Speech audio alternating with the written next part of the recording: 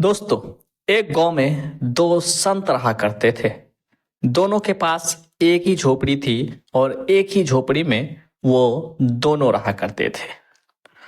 और दिन के समय में वो अलग अलग मोहल्ले, गांव और कस्बों में जाते और वहां से भिक्षा मांगते और दिन भर भगवान ईश्वर का नाम जपते रहते, भक्ति भाव में लीन रहते और अलग अलग जगहों में जहां भगवान की स्तुति आराधना होती थी, जहां भक्ति भाव होता था, अक्सर वहां जाया करते और लोग उन्हें बुलाया करते थे।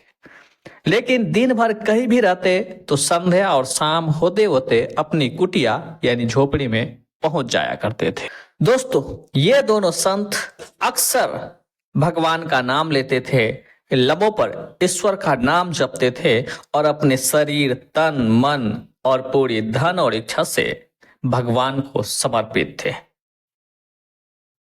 और भक्ति भाव में लीन होने के कारण हमेशा अपने होठों से भगवान का नाम जपते और सामने वाले को भगवान के नाम से ही बोलते और बातचीत करते और उनकी जीवन जो प्राथमिकता थी वह ईश्वर का भक्ति भाव ही था।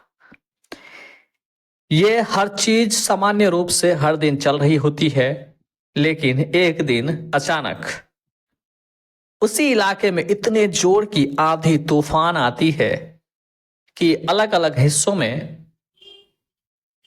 कुछ घर की क्षति पहुंचती है। लेकिन उसी दौरान, उसी आंधी में बाबा की जो कुटिया होती है वह दिन के समय क्षतिग्रस्त हो जाती है, यानी थोड़ी बहुत वह क्षति हो चुकी थी, टूट चुकी थी, बिखर चुकी थी।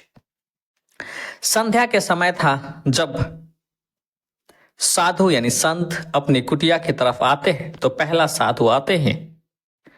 जब देखता है कि उनकी कुटिया टूट चुका है, बिखर चुका था, उसी का जो आशियाना है जिसमें अपनी जिंदगी गुजार रहे हैं, भगवान की भक्ति भाव करते हैं, उनके नाम की माला जपते हैं, दिन रात उसी में मगन रहते हैं, लेकिन उसी का घर टूट चुका है।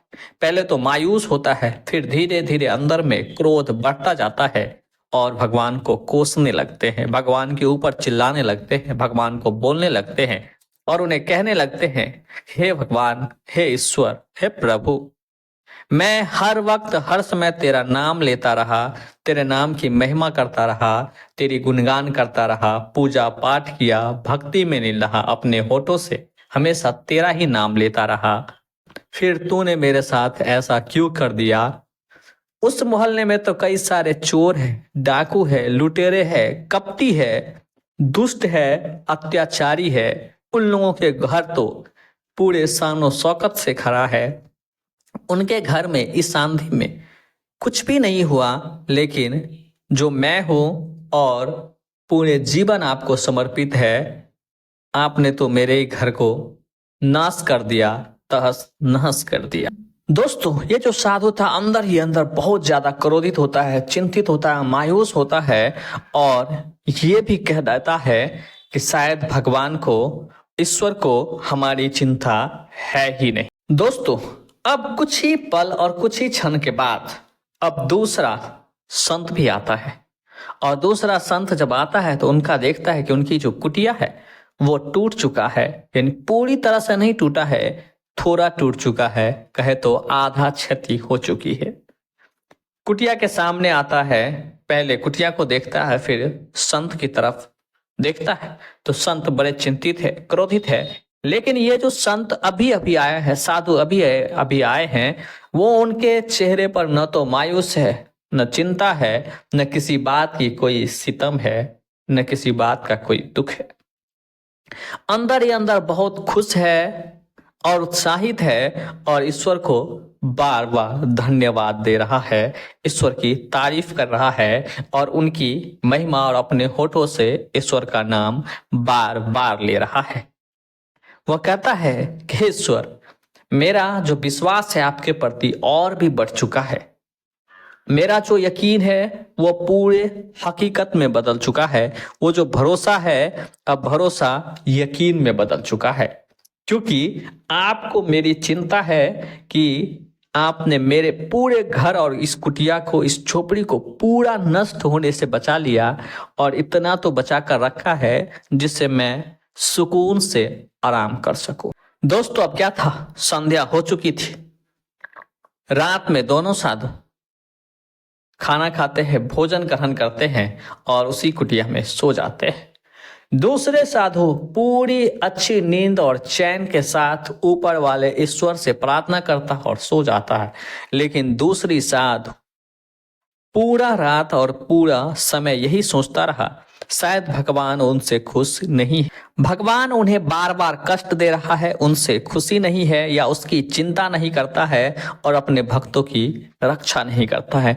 तमाम ख्याल पूरी रात आता रहा। न चैन की नींद मिली, न उन्हें सुकून मिला, बल्कि चिंता ही रहा, और जो प्रेशर है दिमाग का वो बढ़ता ही रहा।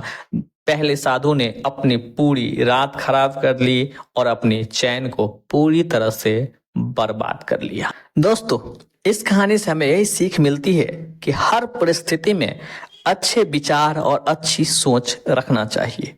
जो होना था वो हो चुका है, और जो आगे होगा वह अच्छा होगा, और हम अच्छा ही करेंगे। इसीलिए जो आने वाले नए कार्य है और नए परिस्थिति जो हमारे सामने है, पिछले बातों को सोच सोच कर आने वाले चीज, आने वाले समय को भी हमें खराब नहीं करना चाहिए, बल्कि पिछली घटना को भूलकर एक नई ऊर्जा, नई सोच, नई विचार और नई पन के साथ आगे बढ़ना चाहिए। दोस्तों, आप पहले साधु के बारे में क्या सोचते हैं और दूसरे के बारे में क्या विचार रखते हैं, हमें कमेंट करके जरूर बताएं। अगर यहाँ तक आ गए तो वीडियो को एक लाइक कर दीजिए और चैनल को भी सब्सक्राइब कर दीजिए।